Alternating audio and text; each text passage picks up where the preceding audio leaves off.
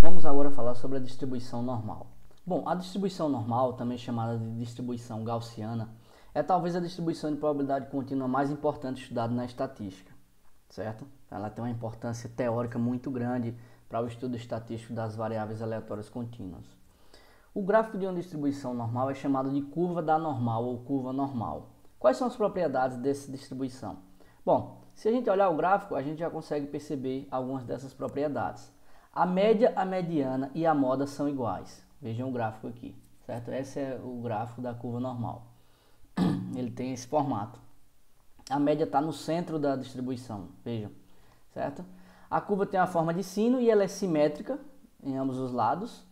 A área total sobre a curva é igual a 1, como qualquer distribuição de probabilidade, né? A área abaixo da curva é sempre 1.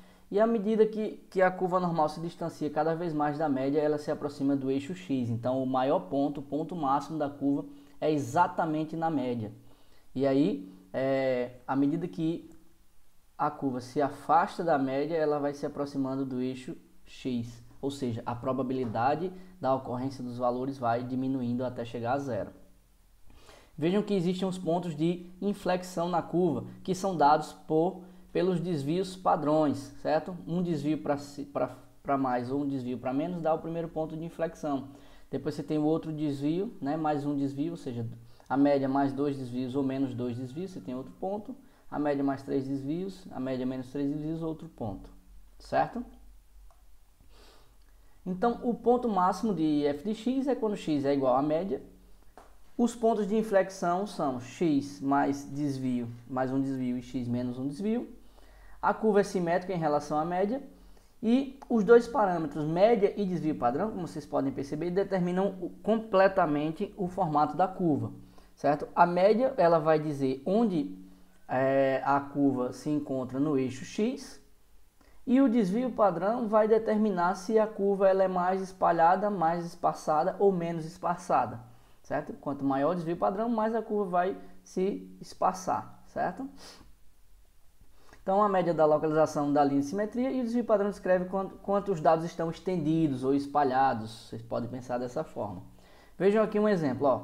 Eu criei em Python, né? Estou definindo apenas os parâmetros da curva. Então, digamos que eu vou criar aqui uma curva normal com média 50, ou seja, estou posicionando a curva no eixo x e o desvio 10. E estou criando 1000 observações ali, utilizando a biblioteca random do Python.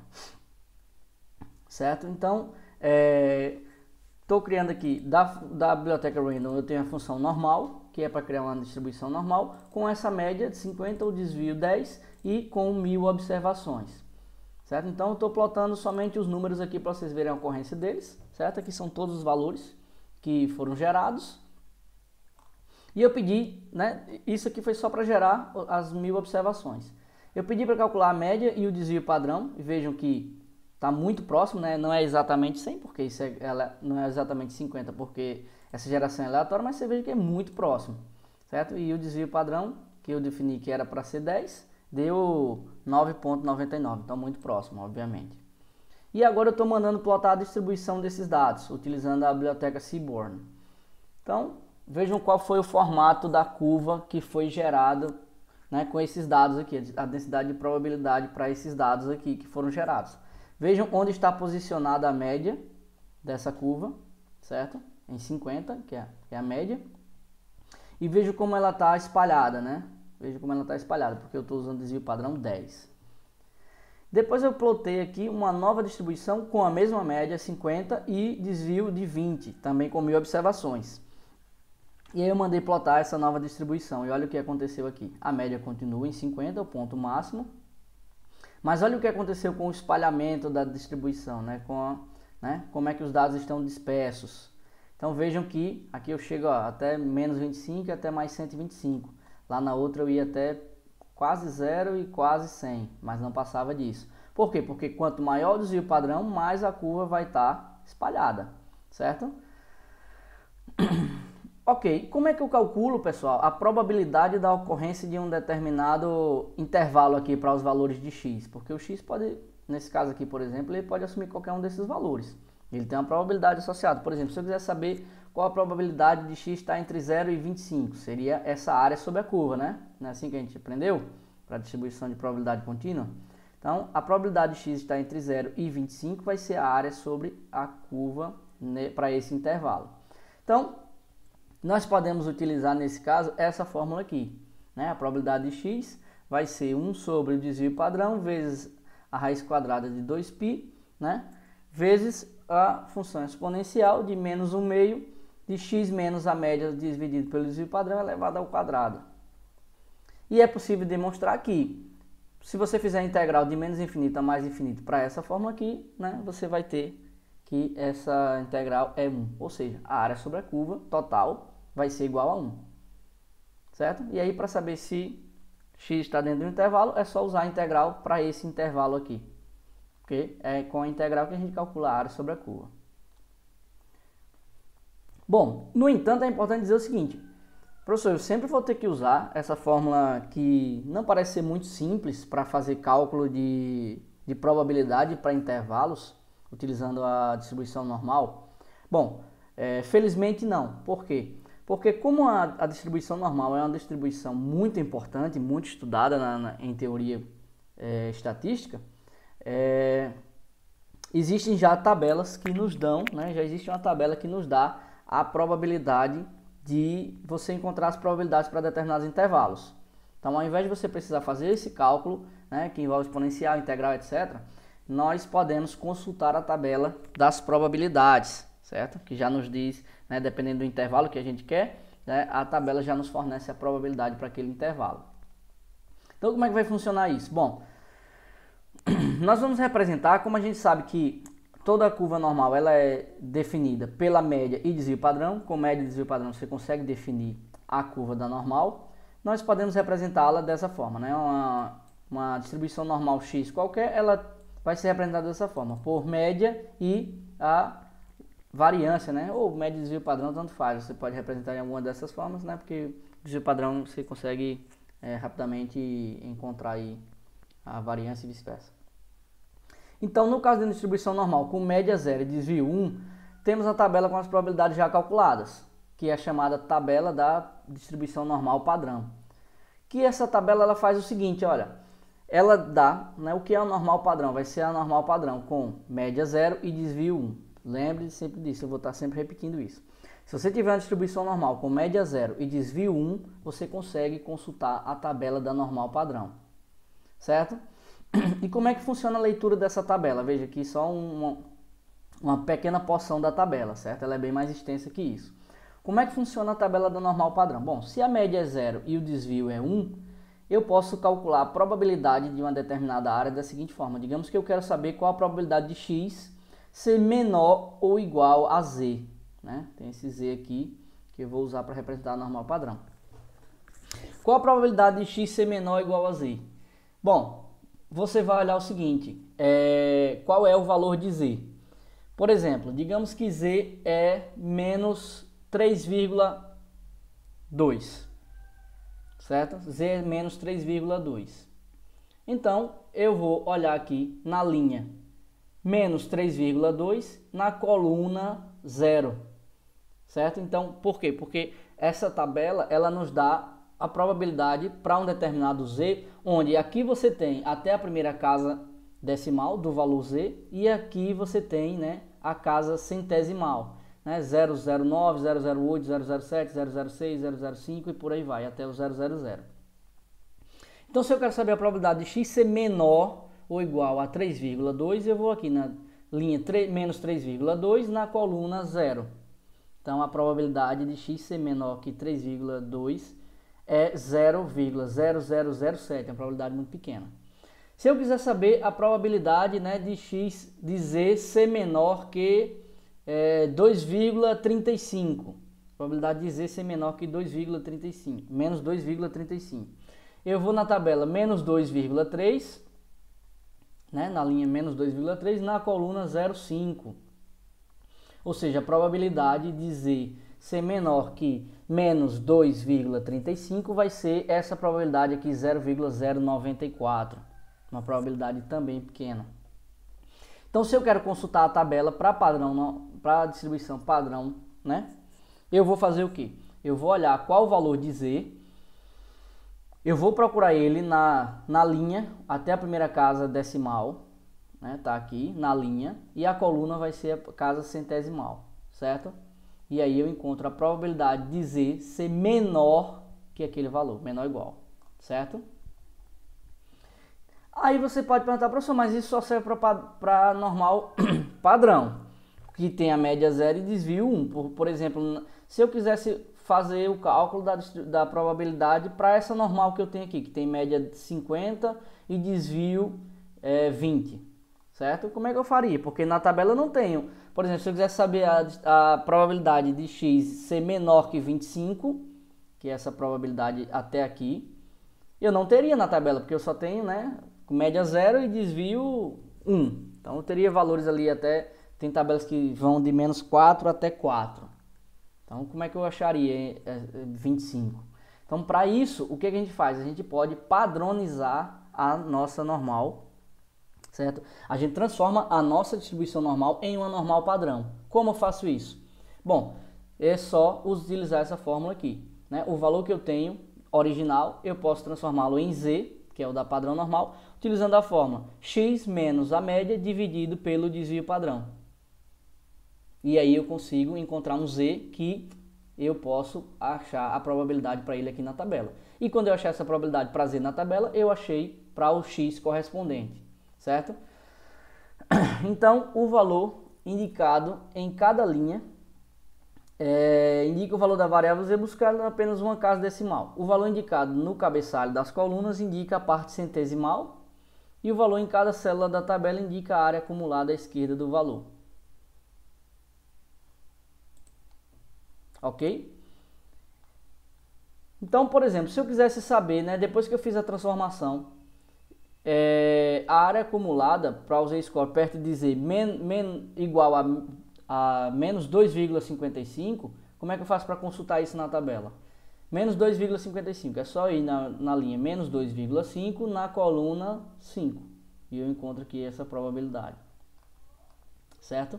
Então está aqui explicado para vocês no material. Eu encontro a linha menos 2,5 e a coluna 0,05 para totalizar os 2,55. Então, linha menos 2,5, coluna 0,5, eu encontrei a probabilidade. Certo?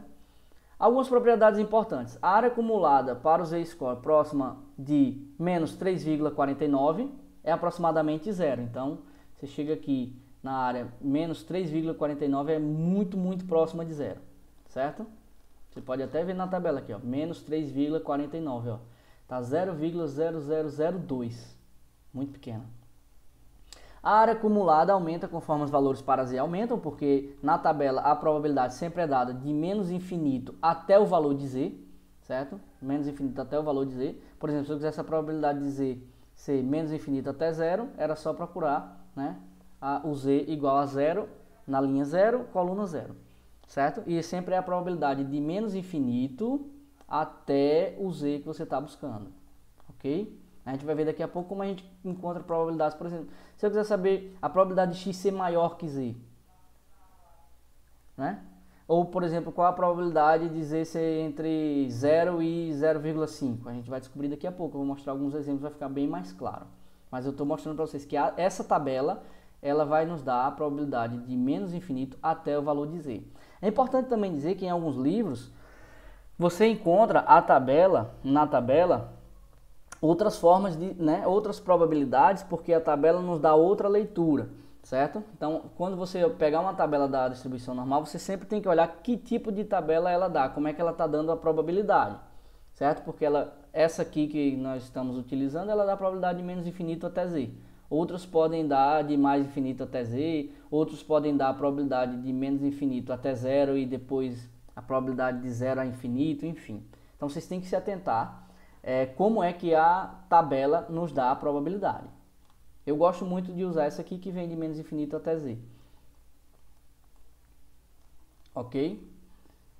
Então a área acumulada para Z igual a zero, né? Qual a probabilidade de Z ser menor ou igual a zero? Né? Que é até aqui. É metade, né? Se a curva é simétrica, De menos infinito até zero é 0,5, né? Probabilidade de 50%. E de zero até mais infinito também 50%, totalizando 1, porque a curva é simétrica.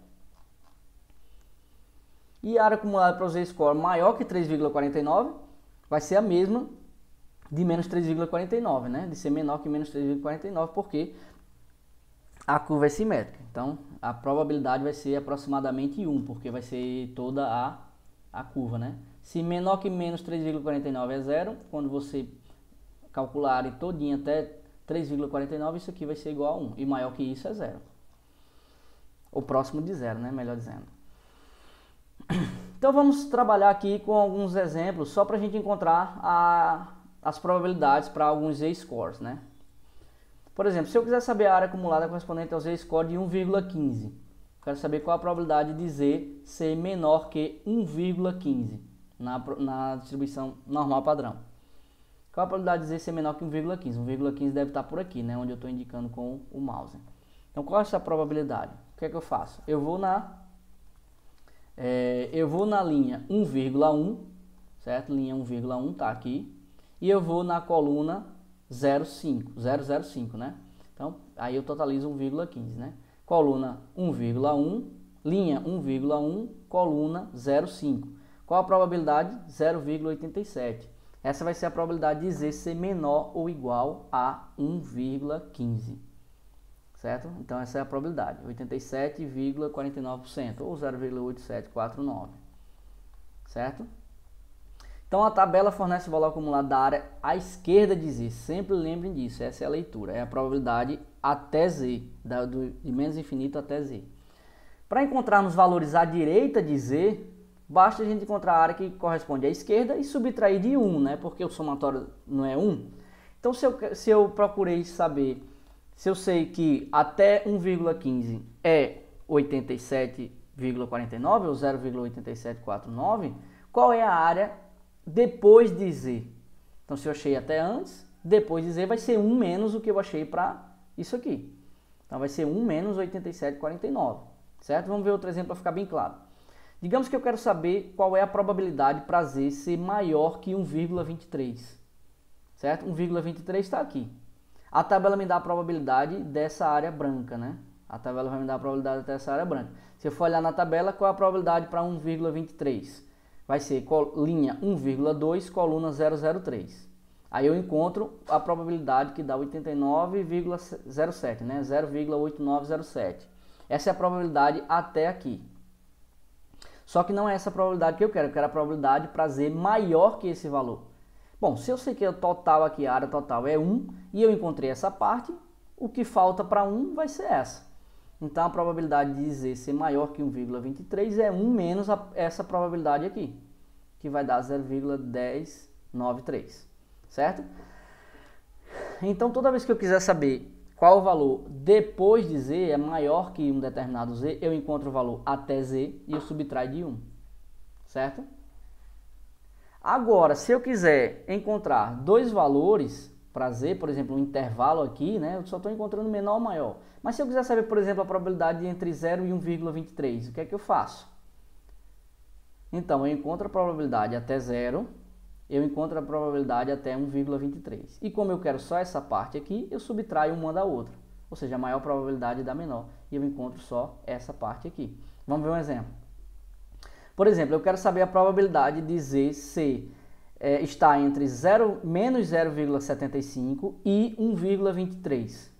Bom, primeiro eu encontro a probabilidade de z ser igual, né, a menos 0,75, ou seja, menor que menos 0,75. Então, eu vou lá na linha menos 0,7, coluna 005, e eu encontro essa probabilidade, ó. Eu encontro essa probabilidade aqui, ó. Então, até menos 0,75, a probabilidade é 0,2266. E agora eu vou na tabela e encontro a probabilidade para 1,23, que é a probabilidade de menos infinito até esse valor z aqui, isso tudo aqui, certo?